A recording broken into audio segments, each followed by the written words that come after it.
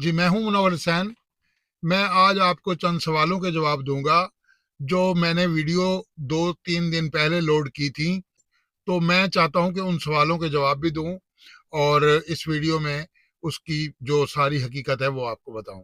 गुजारिश ये है कि एक साहब ने सवाल किया कि आपने पेट्रोल कम करने के बारे में ऊपर टाइटल में तो लिखा, लेकिन जब मैंने आपकी वीडियो देखी तो बीच में पेट्रोल कम के हवाले से कोई बात मुझे समझ में नहीं आई।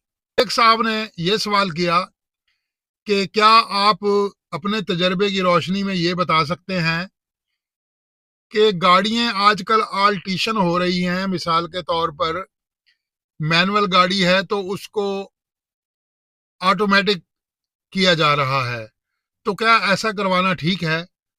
तो मैंने सोचा क्यों ना ये दोनों सवाल बड़े अच्छे हैं, इन पर जवाब दिया जाए और बात की जाए और बात को अच्छे तरीके से समझाया जाए। तो आते हैं पहले सवाल की तरफ। मेरे ख्याल के मुताबिक जिन साहब ने ये पहला सवाल किया है वो ड्राइविंग के बारे में अभी कुछ ज्यादा नहीं जानते। वो ड्राइविंग की इब्तदाई पोजीशन पर हैं।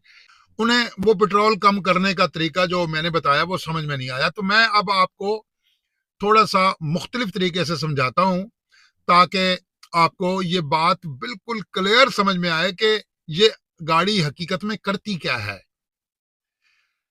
देखें, गाड़ी स्टार्ट खड़ी है, आप उसका गेट खोल के किसी दूसरे आदमी को बिठा दें और उसे कहें कि गाड़ी के एक्सीलेटर को यूं यूं दबाओ, झपके दो, जिसे हम ड्राइवरों की जबान में कहते हैं एक्सीलेटर को यूं झपके दो।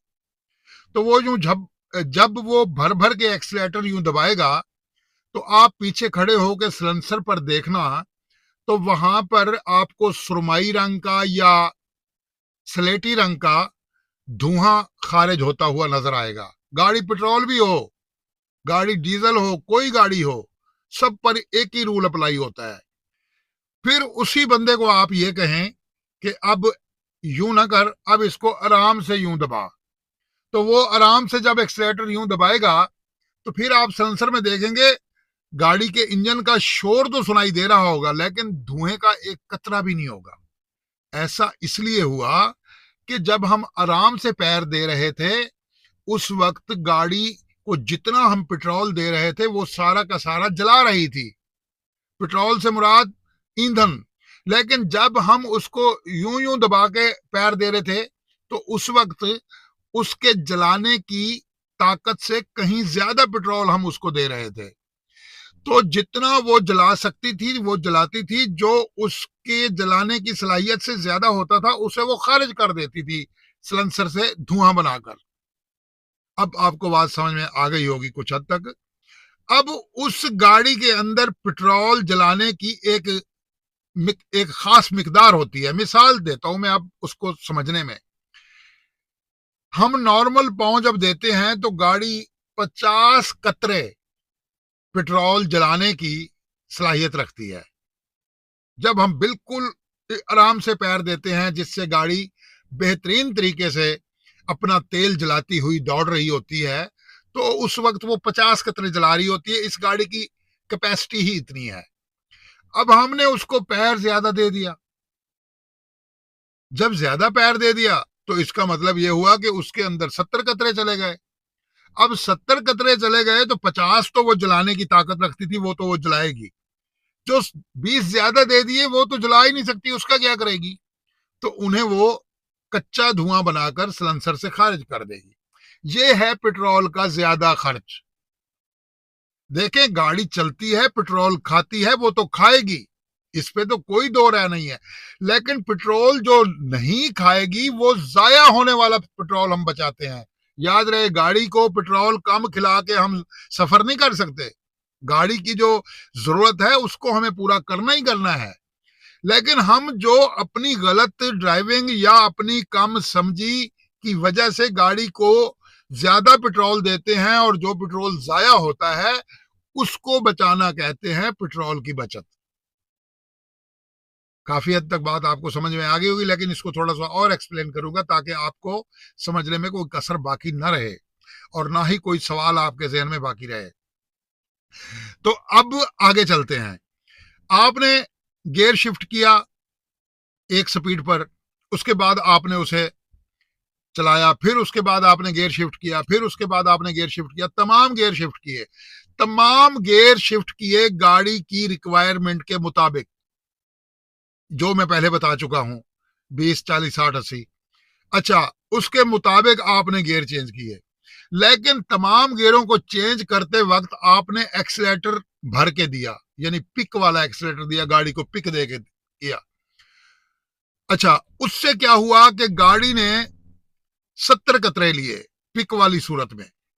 अब आपने उसको गियर दिया, बिल्कुल उसकी पावर और गाड़ी जिस जिस हद तक पेट्रोल को अच्छे तरीके से जला सकती है उस तरीके से आपने एक्सीलेटर दिया।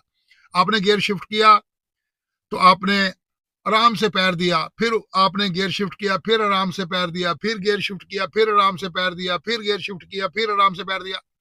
अलगरज के तमाम गियरों में आपने एक मुनासिब एक्सीलेटर पर पांव दिया, तो गाड़ी को आपने जितना पेट्रोल दिया उतना उसने जलाकर निकाला, और आपने एक्स्ट्रा पेट्रोल ना उसे दिया ना उसने जलाया। होता क्या है, आपके अच्छी ड्राइविंग करने के 2-3 तरीके हैं। सिर्फ पेट्रोल पैर से बचता है, आपकी ड्राइविंग की दूर प्लानिंग जजमेंट से बचता है। हकीकत में पेट्रोल हम जो जाया करते हैं उसको बचाना होता है। बाकी ये कोई कहे कि गाड़ी की जो ओरिजिनल कैपेसिटी है अपना 10 लीटर में 200 किलोमीटर करने की, मिसाल के तौर पर 10 लीटर में गाड़ी 200 किलोमीटर करती है, तो वो उसकी ओरिजिनल कैपेसिटी है, और मैं उसको जो है अपना 8 लीटर में वो सफर करवा दूंगा, तो ये गलत फहमी है। ऐसा नहीं होता। अगर गाड़ी की एक खुराक है, गाड़ी का एक मिजाज है, वो उसके मुताबिक लेती है। तेल वो बचता है जो हम अपनी गलत ड्राइविंग की वजह से जाया करते हैं, उसे बचाना कहते हैं तेल की बचत। अच्छा, 2 सूरतें। पहली सूरत, आप गियर शिफ्टिंग उसको बिल्कुल मुनासिब स्पीड पर देंगे और उसके बाद एक्सीलेटर को बड़ा धीमे तरीके से दबाएंगे, ताकि तेल जितना आप एक्सीलेटर के जरिए दें वो गाड़ी जला कर निकाले। नंबर 2, आप दूर प्लानिंग करेंगे, जिससे एक्सीलेटर दूर से उठाने की आदत डालेंगे खुद को हाईवे के ऊपर, तो उससे क्या होगा, जब आप एक्सीलेटर से पांव उठा लेते हैं तो गाड़ी का खर्च कम हो जाता है, और आप गाड़ी की ताकत बनाकर ब्रेक लगाते हैं तो वो पेट्रोल जाया होता है। यानी गाड़ी को मैंने 5वें गियर में किया, कितना पेट्रोल मेरा खर्च हुआ उसको 100 की स्पीड पे ले जाने के लिए। फिर आगे जरा रुकावट मैंने देखी, मैंने फुल ब्रेक लगा के गाड़ी को 20 की स्पीड पे ले आया, तो जो मैंने 100 की स्पीड तक पेट्रोल खर्च किया था गाड़ी को पावर देने के लिए, वो तो जाया हो गया ब्रेक लगाने से। तो ब्रेक कम से कम ब्रेक तो लगानी पड़ती है हाईवे पे या रोड पे या शहर में, इसमें कोई बहस नहीं है, लेकिन उसका तरीका ये होता है कि आप दूर नजर रखें। जैसे ही आपको सामने कोई रुकावट नजर आए तो आप दूर से पांव हटाने की आदत डालें, तो फिर आपको कम से कम ब्रेक लगानी पड़ेगी। उस कम से कम ब्रेक लगाने की वजह से भी पेट्रोल बचेगा। मैं आपको एक अपनी जाती मिसाल दे देता हूं। हम 2 ड्राइवर एक गाड़ी पर चलते थे, सफर तकरीबन था 500 किलोमीटर। उस सफर में हम दोनों में से एक ड्राइवर का तेल आता था 215 लीटर और दूसरे ड्राइवर का तेल आता था 240 लीटर। इस पूरे तेल के अंदर जो फर्क था वो था 25 लीटर का, और उधर से वापसी तक बिल्कुल एक ही टाइम पे पहुंचते थे, लेट भी कोई नहीं होता था। फर्क क्या था कि वो एक ड्राइवर दूर की प्लानिंग करता था, आगे रुकावट देख के एक्सीलेटर से पांव उठा लेता था और गाड़ी को पिक देते वक्त भी मुनासिब तरीके से एक्सीलेटर दबाता था, तो उससे उसके पेट्रोल का खर्च बचता था। दूसरा ड्राइवर जो था वो भर के पैर देता था गाड़ी को, और दूर की प्लानिंग भी उसे करने का पता नहीं था या समझ नहीं थी, या वो जानबूझ के नहीं करता था। कहने का मतलब ये है कि आप पेट्रोल गाड़ी का, जो गाड़ी की सेहत के लिए या सफर की मुनासबत के लिए जरूरी है, वो तो खर्च होना ही होना है। ज्यादा से ज्यादा 15 या 10 अपना % आप पेट्रोल कम कर सकते हैं, इससे ज्यादा कम नहीं कर सकते। अगर इससे ज्यादा कम करने का कोई फार्मूला आप इस्तेमाल करेंगे तो वो ड्राइविंग रूल्स के खिलाफ होगा। अच्छा, गाड़ी ऑटोमेटिक हो या गाड़ी मैनुअल हो, दोनों में एक ही फार्मूला है। मैनुअल गाड़ी को आप हल्के से पैर देकर चलाएंगे, उसका भी पेट्रोल कम खर्च होगा। एक साहब का और सवाल था, 660 सीसी गाड़ी सुजुकी वालों की है, छोटी, अब जो नए मॉडल की आई है, तो मैंने जो पिछली वीडियोस में बातें बताई, क्या उन पर भी वो बातें अप्लाई होती हैं? तो मैं अब इस पर भी एक वाज़े तौर पर अपना मौक़िफ़ बता दूं और अपनी समझ, कि ये जो 800 सीसी और ये 660 सीसी, ये बुलान डब्बा, ये मेहरान कार, ये आल्टो 660 सीसी, ये तमाम गाड़ियां बहुत छोटे इंजन की हैं। इनके छोटे इंजन होने की वजह से इन गाड़ियों के गियर शिफ्टिंग का जो म्यार है वो भी काफी मुख्तलिफ है। इनका पहला गियर 10 पर, दूसरा 25 पर और तीसरा 40 तक। अगर इनमें कोई 5 गियरी गाड़ी है तो उसे 60 पर आप 5वां गियर दे दें, और इनका चौथा गियर जो है वो 40 पर ही लग जाता है। तो आपको ये बात समझ में आ जाएगी। ये जिन गाड़ियों के स्पीड मीटर 120 या 140 के हैं, इन सब पर यही फार्मूला अप्लाई होता है। तो आपको ये बात समझ में आ गई होगी। अच्छा, एक और साहब का सवाल था, वो बड़ा अहम था, उसको मैं थोड़ी सी डिटेल उसमें बयान करूंगा कि गाड़ियों के अंदर आल्टीशन की जाती है। मिसाल के तौर पर मेरे पास मैनुअल गाड़ी है, तो क्या मैं उसे ऑटोमेटिक गाड़ी बनवा लूं? तो मेरा जवाब यह है अपनी जिंदगी के तजर्बे से कि आल्टीशन गाड़ी अच्छे से नहीं चलती।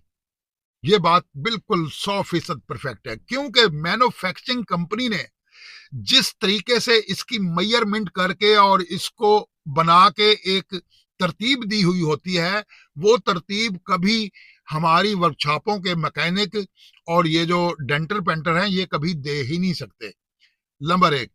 दूसरी बात यह है कि आप मैनुअल निकलवा कर ऑटोमेटिक का सिस्टम गाड़ी में फिट करवाएंगे तो उसके डैशबोर्ड के फीचर चेंज होंगे, उसकी सारी वायरिंग चेंज होगी, उसका डैशबोर्ड ही आपको बदलना पड़ेगा। इंजन का वजन का भी फर्क हो सकता है, यानी आपके पास जो मैनुअल गाड़ी है उसका वजन 4 मन हो और जो आप ऑटोमेटिक का इंजन रखवा रहे हैं उसका वजन 5 मन हो या 6 मन हो।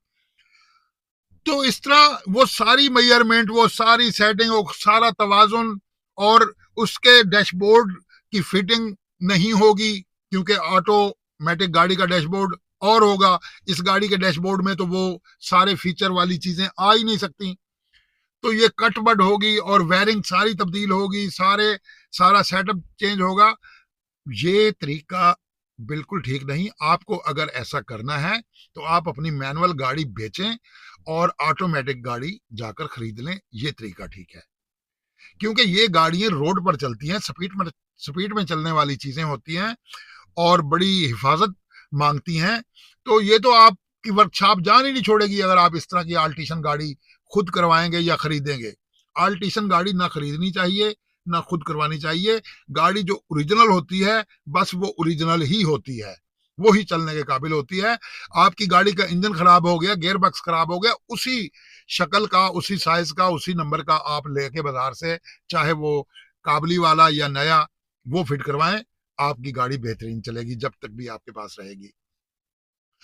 तो बातें करने को तो बहुत की जा सकती हैं। आप लोगों का मोहब्बत प्यार इतना ज्यादा है कि मेरा दिल चाहता है कि आपके साथ बैठकर बोलता ही चला जाऊं, लेकिन हर चीज की एक हद लिमिट होती है। तो मेरा ख्याल है इससे ज्यादा लंबी वीडियो आप देखना पसंद भी नहीं करेंगे। तो चैनल को सब्सक्राइब कीजिएगा। मिलते हैं अगली वीडियो पर।